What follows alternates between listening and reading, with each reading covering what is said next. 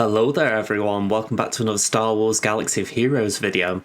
So, yeah, something bad potentially is coming. Let's put the screen on a second, here we go. I'm actually waiting because I don't know if we're going to be getting a title update announcement this week or next week. The title update does seem to be next week, so chances are we won't get an update until then. But I was hoping that at the very least we might get a notification about what the Datacrons are all about officially. So the lack of communication there is a bit disappointing if I'm going to be honest. But yeah, what we have got and what I do want to focus on during this recording is Admiral Raddus. Now, we have actually got him in game. I haven't got my game open right now, but we have actually got him in the game. And just before I go into the kit, I do want to actually just go on to Swaggo GG. So let's just go there. So yeah, one of the interesting things that have come out of his kit already is this. Where are we looking? Speed 194. Now, offhand, I'm not entirely sure, but I would suspect that that is one of the fastest characters out of the gate. That is Intergalactic Legend anyway. Yeah, I don't know. I'll be honest, I don't know how to do that.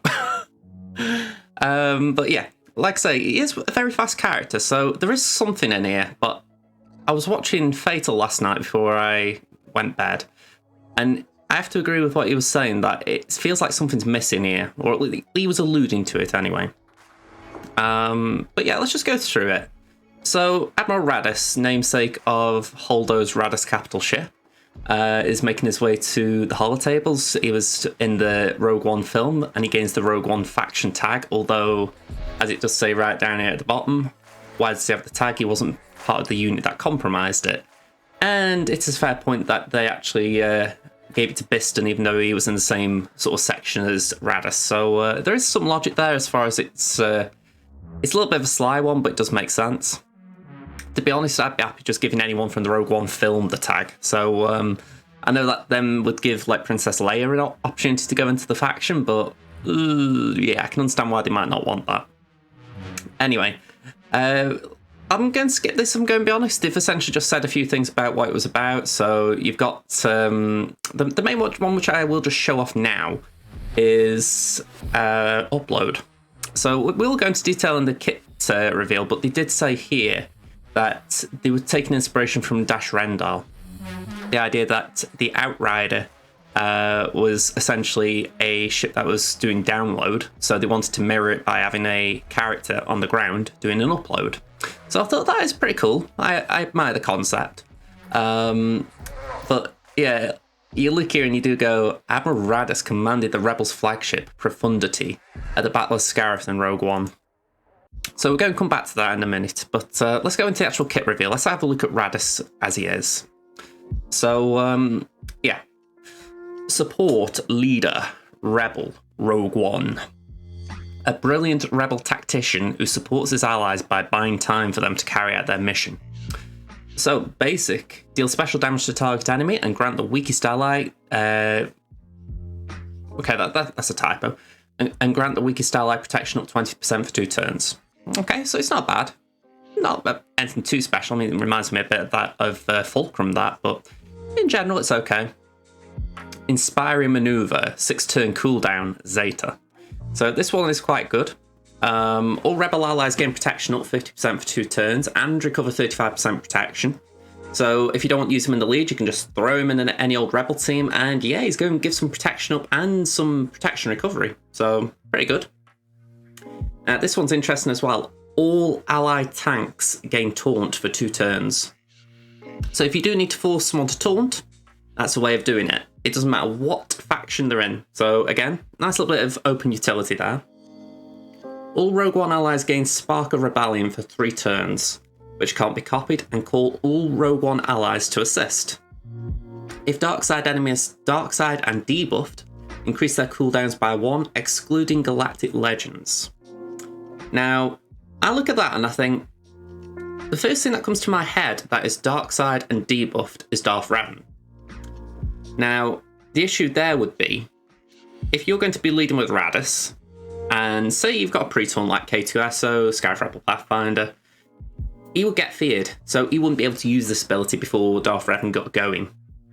So there's something there I like as far as Starframe teams get debuffs a lot, but equally I don't think you could. I'm trying to think of an outside use because they have said that this is meant to counter Iden Versio. Again, it was in the developer insights. I should have read them, I know, but I won't keep this video as short as I can. But yeah, in general, I thought, here we go. The characters have Sparkle Rebellion are great for taking out units like Iden Versio and her troops, as this buff prevents revives on units defeated by the buff character. So yeah, here we go. So let's just read this next bit as well. If all allies are Rogue One, reduce the cooldown of Inspire Maneuver, this ability, by 2. So, Sparkle Rebellion, the granted ability for Rogue One. Gain 40% offense and 30 speed. When the character attacks, recover 20% max health and protection. Empire enemies defeated by this character while this buff is active can't be revived. If Sparkle Rebellion is dispelled, gain 40% turn meter, 5% upload progress, and protection up 50% for 2 turns.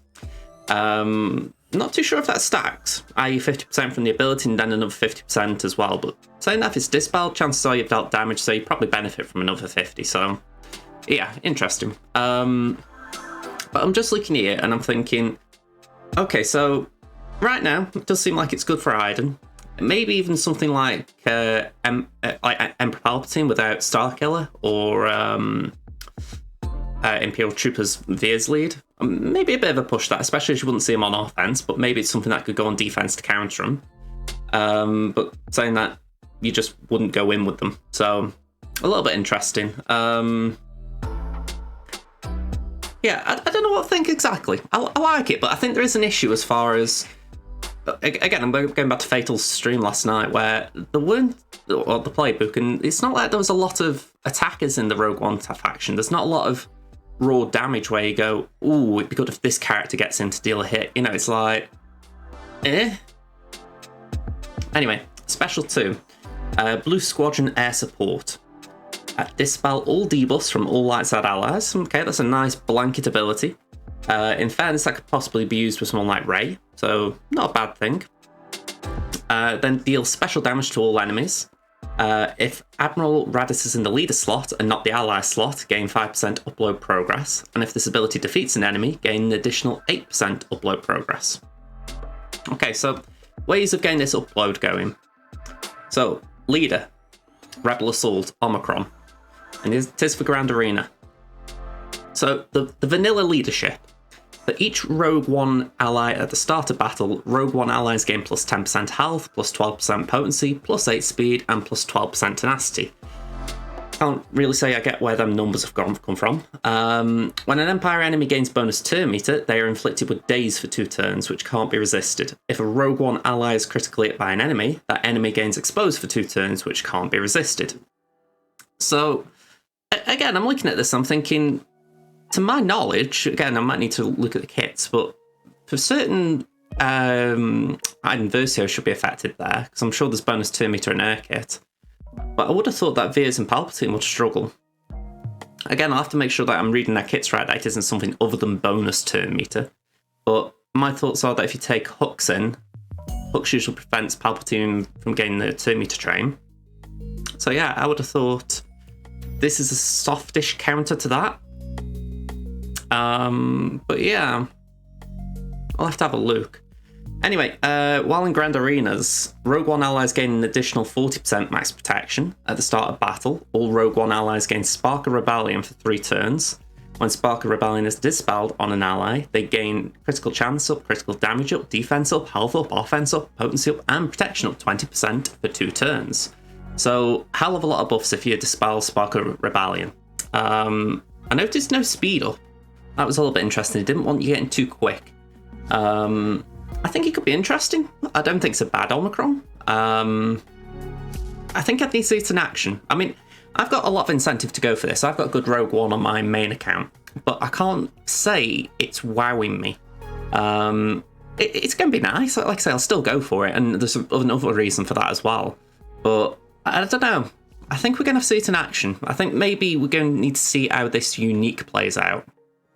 So yeah, let's go into that. Final text. Admiral Raddus gains 30% defense and 40% tenacity, which, for the record, I didn't show you. Let me just bring that back up. Yeah, I didn't actually show this, but Admiral Raddus's base tenacity before mod is 123%. which is absurd. I have never known a character, not a galactic legend, to have 123% base tenacity. So you don't even need to mod him for tenacity. You can do, but I think it'd be overkill. So, especially when you consider that his his unique is giving him an extra 40, taking him to 163. I mean, when you think you mod characters to get to that number, so I look and I think, yeah, 163 should be plenty. Now, this bit's nice as well. If Jyn Erso is an ally, she gains Spark of Rebellion at the start of the encounter. And when Jyn Erso loses Spark of Rebellion, she gains Spark of Rebellion for 3 turns. While Admiral Raddus is alive, Jyn Erso can't be defeated. So this was an interesting wording. My understanding of that is that if you take in a character like Darth Nihilus or the Mandalorian, you can defeat her because they are permakills. But if you want to put it into an hypothetical situation, it's a bit like Qui-Gon Jinn lead.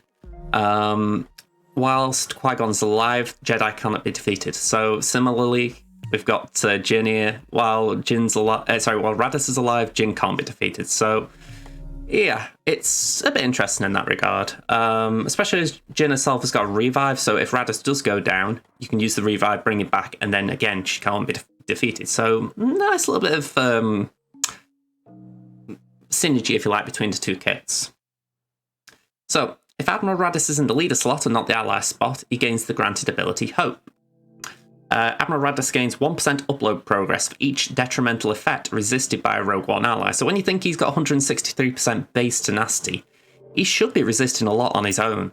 So add in the fact that you can, if you module Rogue One, but you don't even need to mod them. You just need Chiruta now with tenacity up in the team. Essentially, if you put tenacity out there, essentially, you're going to be getting a lot of upload progress. So let's just carry on. Whenever a Rogue One ally deals damage to an enemy with Expose, Admiral Raddus gains 1% upload progress for each stack of Expose on that enemy.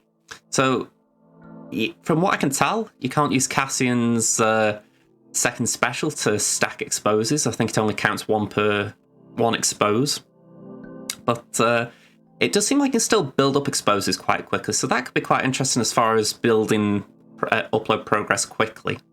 It says here, whenever a Rogue One ally uses a special ability, Admiral Raddus gains 2% upload progress, so ideally you want the Rogue One units that have got double specials. So again, I'm thinking Cassian, I'm thinking Chirrut, Baze. That'd be ideal. I mean, it's a shame I've got SRP, but he's only got 2. Biston's got 3, so he's a good shout. Point being, if you're using special abilities, you're gaining upload progress. When Jyn Erso uses a special base core special ability, Admiral Raddus gains 5% upload progress. So Jyn is actually a fairly quite fast character. So modder for speed, you get a lot of upload progress. Then at 100% upload progress, Admiral Raddus gains a bonus turn. Hope, limit 1 use per battle. Requires 100% upload progress to activate. Revive all allies, and all allies recover 100% health and protection. Then deal true damage to all enemies, and inflict protection disruption and healing immunity for 4 turns. Okay, again, I'm going back to Fatal Stream. I felt like I was watching a masterclass last night in that regard, that's why I keep bringing him up. But he did make the valid point that, as far as kit design, that doesn't make sense. Why is it true damage first, and then protection disruption? Surely it should be the other way around. Because that way you are dealing damage that is going to hit the protection before it's dispelled. So really, they could do with rewording the order of that. Just have it that it's then apply protection disruption and healing immunity and deal true damage to all enemies. That should be the order, really. But yeah, it's a bit of a shame because you're not going to get the same impact to the true damage. But oh well. Anyway, that's about it. So yeah, final attacks limit once per battle, pretty much the same as what I've all just read there, so I'm not going to repeat it. But yeah, a bit like what this Scoundrel Rui said, capital ship when. And that is what I think is concerning quite a few people, because yeah, they make a point of calling out the profundity. And yeah, my time penneth worth on it. I don't think this is imminent. Maybe I'm being misled. I've been backing Ravager for a while now, so I think I'm kind of stuck on that horse. But there's 2 ways it could go, and these are the 2 that this other one I've heard someone else say. my personal belief is if it's going to be a Galactic Legend level ship, then we're going to have a bit of time to farm Admiral Raddus. So maybe 6 months to 8 down the line, then they'll decide to release it. If they want to do it imminently, so maybe the next 2 months in time for Andor, then my thoughts are that what will happen is it'll be like a Raddus or a Finalizer release that's connected to a Galactic Legend. If that's the case, then I would say the Galactic Legend would be something like a Galactic Legend Leia, say, but it would also mean that we're most likely going to have a Galactic Legend ship, which is Nihilus and the Ravager. So there's 2 ways it could go. Right now, there are 3 things that we're being told to farm.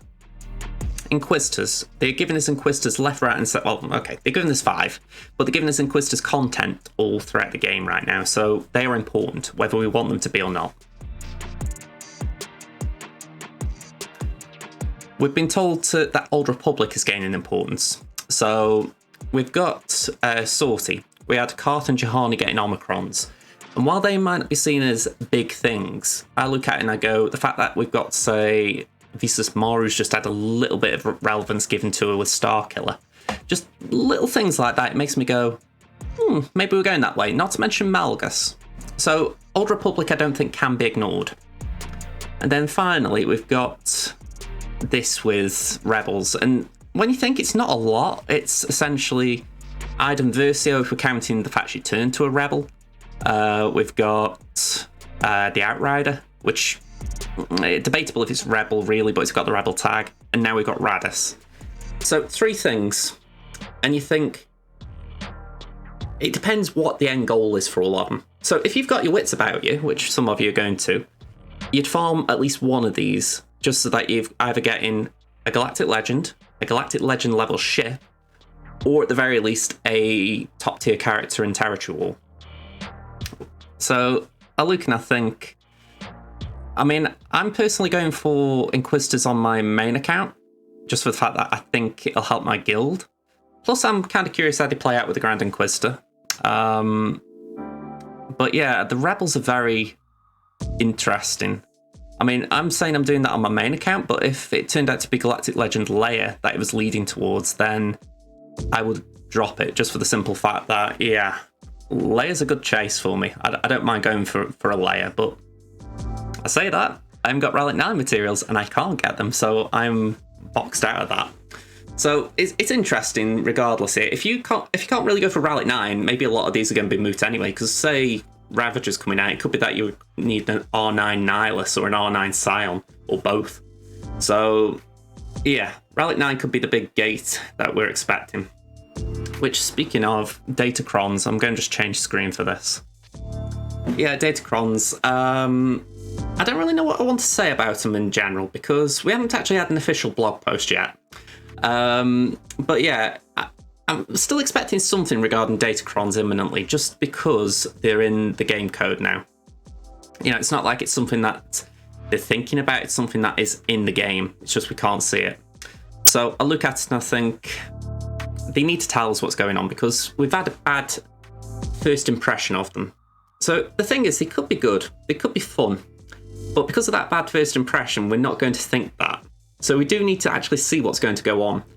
And this is where I'm a bit concerned, because I was saying this on a live stream recently, and, you know, I'll stand by what I said.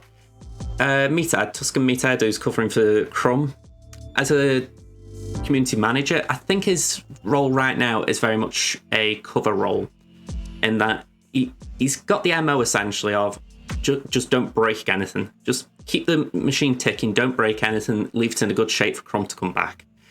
And I respect that. I think, okay, if that is where the game is right now, they need someone to just basically keep the ships sailing. Fair enough. But I feel like this is a big enough issue that at the very least it should have been addressed head on. And if Crumb, rightfully so, paternity leave is busy, then I would have liked to have thought Meathead could have taken a bit of initiative here. But again, I don't know if it's his choice, if it's maybe just a mutual decision, just don't say anything that you don't feel comfortable saying, I don't know. But yeah, I'm speculating here, and that's the negative of all this. I speculate because I've got nothing firm to lean on. So yeah, there's nothing deliberately negative I'm trying to say here, but it is just a matter of fact that without information, I do lend myself to speculation. So hopefully soon enough we get more, we find out what these Datacrons are about, and then we can actually make informed decisions about them. Because the thing is, I'm not going to stop playing the game because of them, but it doesn't mean that I'm going to enjoy the game more because of them as things stand. They need to tell me why I will. And right now, it's radio silence, which it kind of has been for a while. I know we had that leak, but I think, yeah, you've still got to talk. You know, you can't have a game without communication, and I'm sorry, but it has been lacking. So, yeah, I don't mean to go on a rant, and I'm certainly not trying to take shots at CG as such, but I think this is one of those relatively valid criticisms where you think, okay, you're annoyed at the community for the leak, I get it. Can we just move on? Because, again, I'm not a Kraken or anything. I'm not a big spender. I'm not even well known, I would say. But I think to myself, I'm someone who plays the game. I'm invested. So I like my information. Like I'm sure all you do are watching. If you found my channel, you must have some enjoyment of the game. So I look at it and I go, I just hope we get more information. But I've rambled on. We're on 23 minutes. I've spoke more than I meant to. Yeah, just final thoughts. What I will say, I think Raddus could be good. I've got the feeling that come the time of the Andor TV series, he could be very good. I think something is missing right now that maybe will come out in the time before then. But yeah, I'm not so sure if Profundity will be out imminently or if it's something maybe a couple of months down the line at least. So yeah, speculation time, folks. Tell us what you think. Other than that, thank you very much for watching. I hope you enjoyed it. Let me know what you thought in the comments down below. Sorry if I've been stuttering a bit today. My voice isn't right today, so not the best day for recording a video, but I just want to get this out. So hopefully you've been able to cope with that as well. Okay, thank you very much. See you next time. Bye for now, everyone.